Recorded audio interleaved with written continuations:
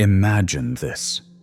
You wake up one morning and feel the weight of the world already tightening around your chest. Before your feet even touch the floor, somewhere deep within you, there's a quiet voice, one that's been ignored for years. It whispers, "None of this is you," but you silence it, just like you always do.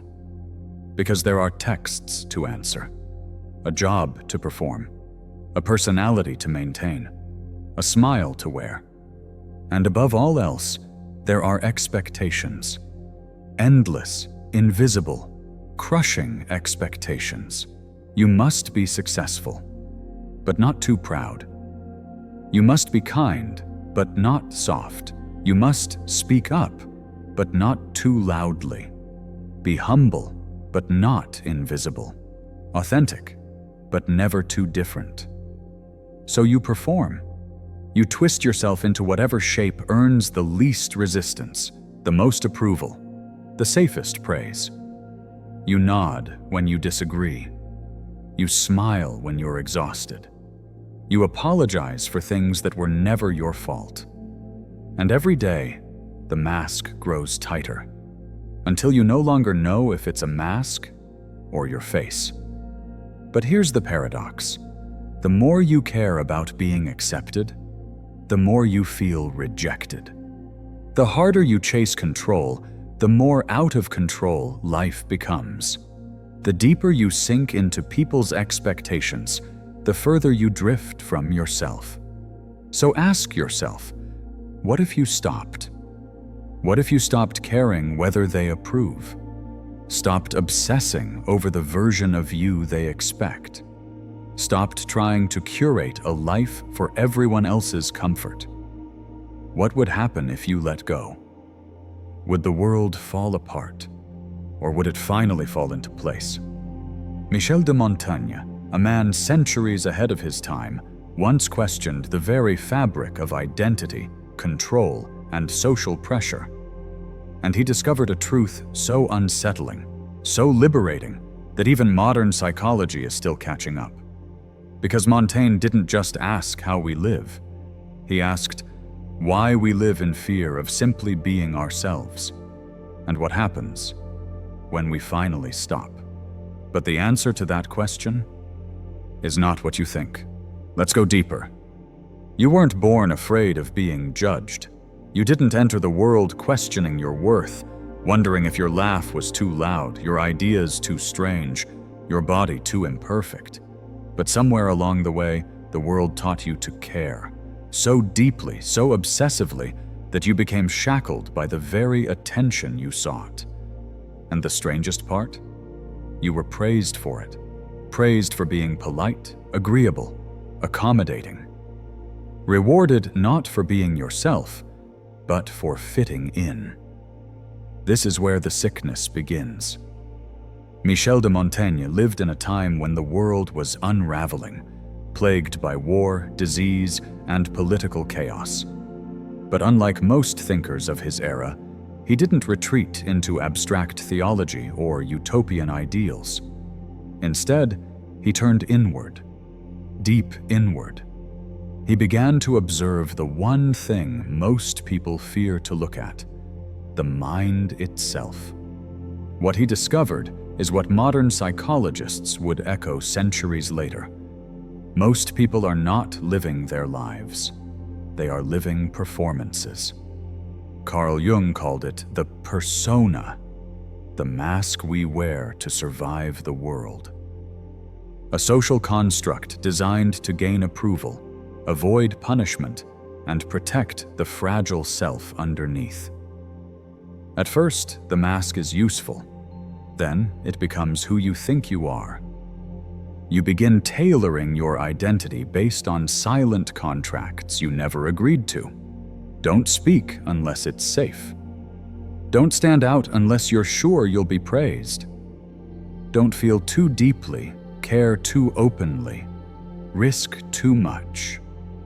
You trade spontaneity for control, curiosity for caution, authenticity for acceptance, and over time, a dangerous loop forms. The more you care about what others think, the more power they have over you. And the more power they have, the more you lose yourself. This isn't just emotional, it's biological. Psychologists like Gabor Mate have shown that the human nervous system is wired for social belonging. We evolved to prioritize connection because in the tribal past, rejection meant death. So the modern mind still responds to disapproval with cortisol spikes, nervous tension, and shame, just as if a predator were stalking us in the woods. We fear being misunderstood as if it's mortal. We dread being alone as if it's a failure. But Montaigne saw through this illusion. He asked, "Why do we give strangers more control over our inner peace than we give ourselves?" He saw the roots of the problem. We confuse self-worth with reputation. We confuse love with validation. We confuse perfection with safety. So we endlessly self-monitor. We edit our sentences in real time. We replay old conversations in our heads like courtroom evidence. But what if the courtroom never existed? What if the jury we fear is an illusion?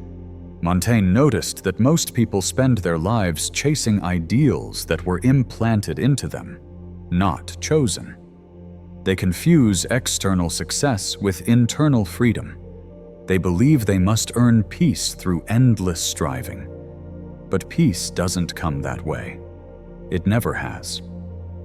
He wrote, "We are, I know not how, double in ourselves, so that what we believe we disbelieve, and cannot rid ourselves of what we condemn." What he meant was this: we live divided. We carry two selves, the real one and the one we show the world. And the more they diverge, the more we suffer. This suffering has a name: cognitive dissonance. It is the tension between what you feel and what you do, between what you need and what you suppress, between who you are and who you pretend to be. Montaigne didn't believe in forcing yourself to conform to the expectations of others. He believed in radical honesty, not just with others, but with yourself. He believed that to truly live, you had to confront the hardest truth of all. You will never be understood by everyone, and that is perfectly okay. But we resist this truth because we're addicted to being liked. And like all addictions, it comes at a cost. The more you invest in being palatable, the more you become forgettable. The more you shape yourself around approval, the more approval becomes your prison. So here is the hidden problem. We don't suffer because the world demands so much of us. We suffer because we believe we must say yes to all of it. We carry expectations like armor, thinking they'll protect us. But armor is heavy, and eventually, it buries us. Michel de Montaigne understood that freedom is not the absence of struggle. It's the absence of pretending. He wasn't promoting apathy. He was promoting detachment, the ability to care deeply about your own values while letting go of the desperate need for external validation. To live in alignment with yourself, not in compliance with the crowd. But how do you do that in a world built on comparison, judgment, and endless noise? That's where we go next. Because the problem is not just psychological, it's existential, and the consequences are far deeper than you think. You think you're making harmless compromises. You brush off the comment. You nod politely when someone oversteps. You hold your tongue when your intuition screams otherwise. You tell yourself it's easier to stay agreeable, to avoid the discomfort, to play the role. But these are not small sacrifices. They are silent deaths. Each time you betray your inner voice for the sake of external peace, a fracture forms, a splintering of the self. And over time, it is not the world that cages you, but the identity you crafted to survive it. This is how the real cost begins to show. On the surface, you appear functional. You smile. You nod. You show up. But inside, something is decaying. Montaigne saw this in the people around him, in the noblemen who wore masks so convincingly they forgot what their own faces looked like, in the intellectuals who defended ideas they didn't believe in because it was fashionable to do so, in the masses who clung to status, religion, and control, not out of conviction, but out of fear. And centuries later, modern psychology confirmed what Montaigne intuited. When your life is shaped more by obligation than authenticity, the symptoms are subtle but corrosive. You become anxious without knowing why, exhausted by interactions that should be energizing, overwhelmed by decisions that seem insignificant. Why? Because your energy is no longer yours. It is dispersed across 1,000 imagined scenarios. What will they think? What if I disappoint them? What if I fail to be enough? This is not just emotional fatigue. It is cognitive overload. Neuroscience shows that constantly managing your self-image, what psychologists call impression management, taxes the brain's executive function. Your attention is scattered, your focus diluted. You become reactive instead of reflective. The mind, once a place of clarity, becomes a hall of mirrors, each reflection distorted by someone else's expectations. And in this labyrinth, you lose yourself. But here's the truly sinister part. Society rewards this fragmentation. It rewards the overachiever who never says no. It celebrates the perfectly curated life on display. It normalizes burnout, idolizes busyness, and labels detachment as laziness.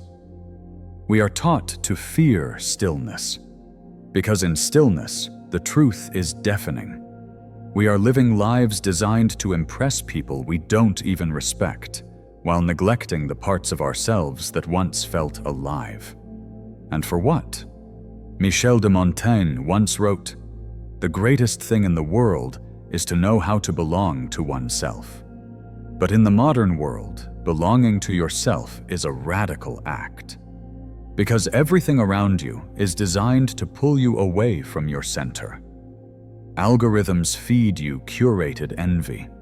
Workplaces reward performance over presence. Even conversations often become subtle contests in image maintenance. This constant fragmentation leads to what philosopher Byung-Chul Han calls psychopolitics, a society in which individuals internalize pressure so completely that control no longer needs to be enforced externally. You become your own jailer. You overwork not because someone told you to, but because you don't know who you are without achievement. You compare not because you want to, but because you've forgotten how to feel whole in solitude. You seek approval not because it's meaningful, but because silence has become unbearable. This is the unseen consequence. You spend so long pretending to be what you think the world wants. You forget what you were before the performance began. And even worse, you start believing the performance is you. You become anxious, but call it ambition. You feel numb, but call it discipline. You suppress your needs, but call it maturity. But the soul knows. It knows when you've traded authenticity for acceptance. It knows when your joy is conditional. It knows when you've given up your freedom for the illusion of control. And eventually, that knowledge surfaces. Sometimes as a quiet sadness. Sometimes as restlessness you can't explain. Sometimes as complete collapse, the breakdown that forces the breakthrough. But it doesn't have to reach that point. Montaigne believed that the moment of awakening begins with a single question. Whose life are you living? If the answer is unclear, the consequences are already underway. But there is hope, because the same mind that created this prison can dismantle it. And what happens when you stop caring? Not in the sense of apathy, but in the sense of liberation? What happens when you stop feeding the performance? That's where the rebellion begins. Imagine this. You wake up one morning, and for the first time, you don't reach for your mask. You don't rehearse your lines. You don't brace yourself for a performance. Instead, you ask a radical question. What if I stopped trying to be understood? This is the beginning of the rebellion. Not against others, not even against the world, but against the invisible architecture of your own conditioning. Michel de Montaigne didn't preach revolution with swords. He suggested something far more subversive. Inner independence. He dared to say that peace is not found in the applause of others, but in the quiet of one's own mind. And so, the first step to breaking free is not grand. It's subtle. You pause. You notice how often your thoughts orbit around what others might think. You notice how decisions are influenced not by truth, but by fear of disapproval. And then, you interrupt the pattern. Carl Jung called this process individuation, the psychological integration of the self. It requires you to reclaim the disowned parts of your psyche, to own your shadow, to step into the discomfort of no longer being who others want you to be. This isn't easy. There is a grief that comes with shedding the false self, because for so long, that identity protected you. It got you through awkward classrooms, judgmental relatives, and empty social rituals. But what once was armor is now a cage. Breaking free means you must feel what you've been numbing. The fear of being misunderstood, the anxiety of letting people down, the guilt of saying no. But once you step through that fire, what you find is not destruction, but clarity. You begin to live for truth instead of perception. Montaigne believed that most people do not think, they conform. He wrote, "We are, I know not how, double in ourselves, so that what we believe, we disbelieve, and cannot rid ourselves of what we condemn." To escape this contradiction, he withdrew, not from life, but from noise. He retreated into solitude, into books, into self-reflection, not as an escape, but as a return. You can do the same. Start by simplifying. You don't need to announce your change to the world. You don't need to explain your silence. Just begin subtracting. Subtract the relationships that thrive on performance. Subtract the routines that numb you. Subtract the expectations that don't belong to you. In their place, build rituals of rebellion. Write without editing your truth. Sit with discomfort instead of escaping it. Say no without explaining. Rest without earning it. These are not small acts. They are insurgencies against a world that profits from your insecurity. And what you'll find is this. When you stop begging to be seen, you start seeing yourself. When you stop chasing control, life begins to respond to you. This is where authenticity begins, not in becoming something new, but in unbecoming everything that isn't you. And with authenticity comes power. Not the kind that dominates or manipulates, but the kind that radiates. People start noticing something different, not because you're louder, but because you're freer. You speak with less effort and more depth. You move with less fear and more presence. You make choices not from anxiety, but from alignment. Montaigne's philosophy was not about perfection. It was about wholeness. He knew that embracing our contradictions, our absurdities, our flaws, is not weakness. It is wisdom. To be human is to be inconsistent. To want peace and still get angry. To seek truth and still be seduced by illusion. And yet, through acceptance, not resistance, you find liberation. This is the paradox of the rebellion. The less you fight to control everything, the more in control you feel. The less you care about being understood, the more deeply you connect. The less you seek success, the more it flows to you. Because the world doesn't reward desperation. It responds to detachment. But make no mistake, detachment is not disconnection. It is devotion to what truly matters. It is choosing meaning over noise, presence over performance, simplicity over spectacle. When you stop caring, not out of indifference, but out of integrity, you begin to live with depth, precision, and peace. This is how Montaigne lived. This is how you can live. And now, as you walk further into this quiet revolution, one final question begins to form on the horizon. If this is the path to freedom, what is the ultimate truth waiting at the end? Imagine this. You're standing alone in a silent room. No mirrors, no noise, no one watching. For the first time in your life, no eyes are on you, except your own. And you realize something. You're not performing anymore. You're not calculating your next move. You're not wondering if you're enough. You're just here. And in that stillness, a deeper truth begins to whisper. A truth Montaigne spent his life circling, sketching, and surrendering to. The truth is this: your peace was never outside you. It was buried beneath everything you thought you had to be.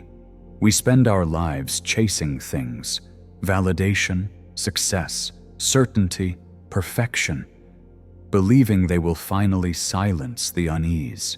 But each pursuit only adds another layer, another role to play, another standard to uphold, another mask to maintain.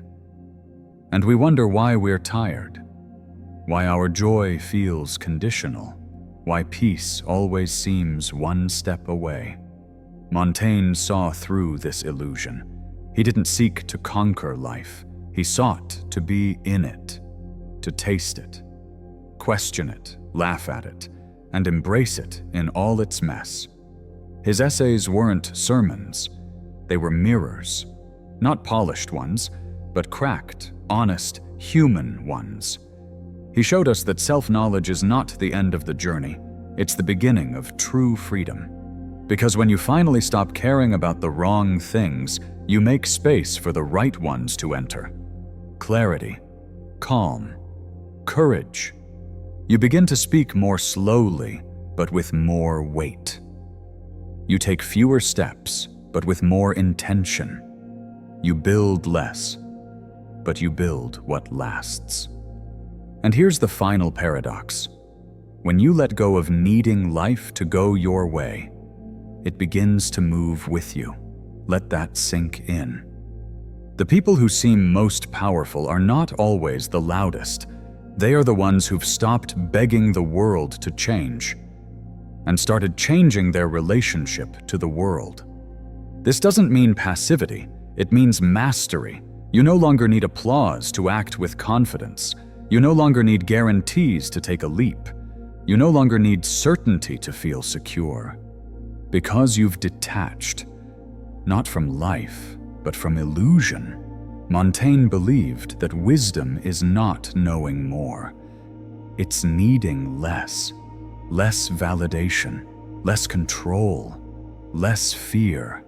And from that lessness comes expansion. Because the moment you surrender your obsession with being liked, you become magnetic. The moment you stop forcing outcomes, doors begin to open. The moment you stop fearing imperfection, your humanity becomes your strength. This is not some abstract ideal. It is a way of moving through the world. The final realization is this: Letting go is not the end of effort. It is the beginning of alignment. You still strive, but from desire, not desperation. You still grow, but without punishing yourself for being unfinished. You still care, but only about what is yours to carry. You stop reacting, you start responding, you stop chasing, you start attracting, you stop performing, you start living, and in this space, something sacred returns. You. Not the polished, perfected version, but the unfiltered, untamed, unapologetic self that was always there, waiting beneath the noise. That is what Montaigne meant by liberation. Not escape from life, but intimacy with it. You look around and realize you don't need to be extraordinary to be at peace. You don't need to prove your worth to deserve rest. You don't need the world's permission to exist fully. You just need to let go of everything that was never truly yours. And suddenly, everything begins to fall into place. Not because you forced it, but because you finally stopped standing in your own way. This is the final truth. You are already enough. Not someday, not after you've earned it. Right now, as you are.